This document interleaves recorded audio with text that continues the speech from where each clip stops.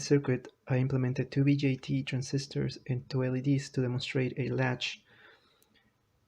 A latch can be set to 0 or 1. We can consider the output to be our right LED.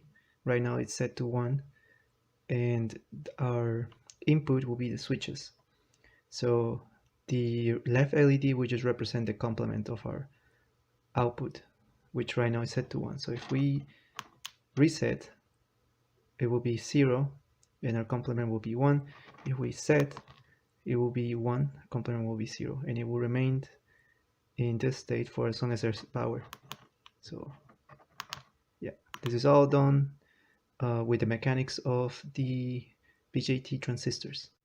This circuit represents the two-state machine that you have using two transistors, two capacitors, and four resistors, and two LEDs.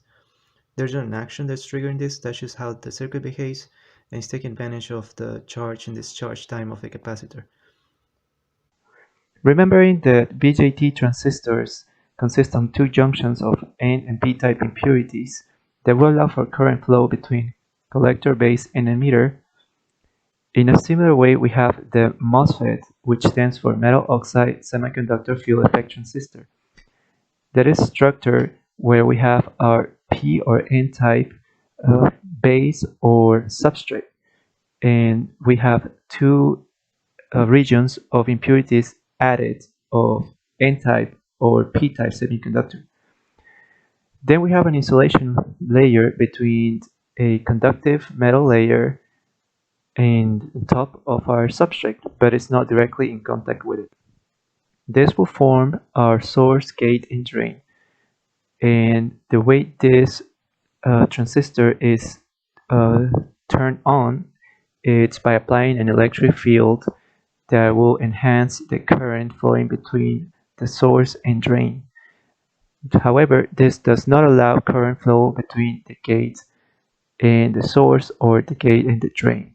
Our MOSFET circuit here is able to amplify our input to our gate voltage, which has a sine wave of 50 Hertz, and we can see the input in blue, the output where we're measuring the output voltage, it's in yellow, so we can vary that amplitude of the output by just adjusting the input to the gate voltage.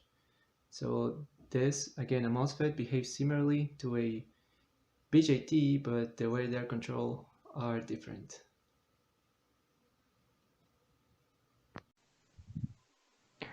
MOSFETs can be found in the form of discrete transistors, or they can form part of a integrated circuit, which is a chip containing a set of circuits that will allow for specific functionality, such as an amplifier, an oscillator, or a microprocessor.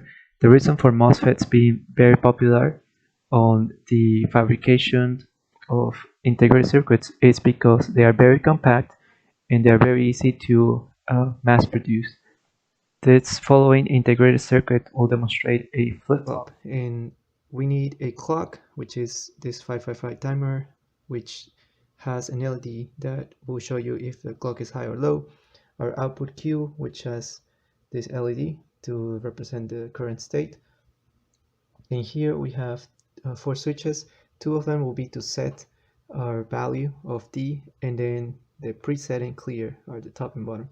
So here, for example, typically we want to wait for a clock rising edge for the flip-flop to take our input, but the preset and clear are asynchronous. So if I just hit this one, will write. If I hit this one, will also write.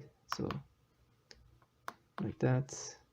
So we need to wait for the clock cycle. Now, it's not the same as if you want to write, let's say 0.